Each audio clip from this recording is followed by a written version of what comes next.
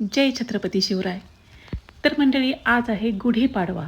पहाटे कितीलाही उठा, कामं काही संपत नाहीत.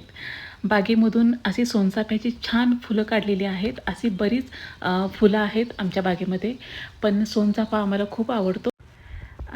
त्यानंतर ना आंब्याची पानं हवी होती म्हणून मी खाली निघाले.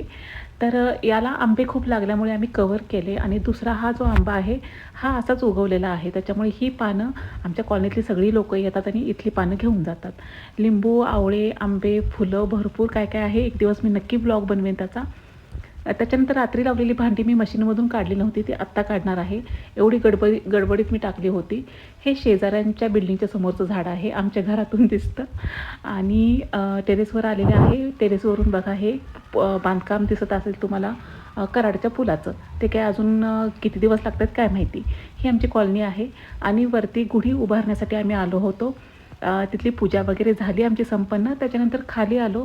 देवपूजा वगैरे जे काही हे होतं तेही झालं होतं लवकर.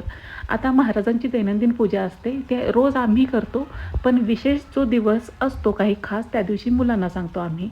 तर माझी मुलगी तर मेडिकल कॉलेजसाठी बाहेर गेली, त्याच्यामुळे तिची खूप आठवण येते. आणि शिवांशला आम्ही ते काम सांगितले. साखरेमध्ये एका डब्यात मला मुंग्या दिसल्या, म्हणून मला असं वाटलं की सर्व डब्यात झालेत का काय, म्हणून सर्व डबे मी साखरेचे चेक केले.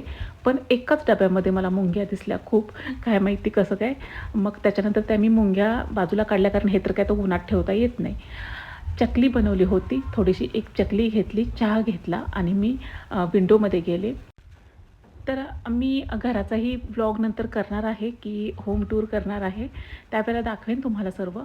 त्याच्यानंतर आमच्या शिवांशनेच ही छोटीशी रांगोळी काढलेली आहे. आता आमचा पूर्ण दिवस खाण्यामध्ये जाणार आहे, कारण आम्हाला तर सुट्ट्या लागलेल्या आहेत CBSE वाल्यांना. तर भेटूया नेक्स्ट ब्लॉगमध्ये.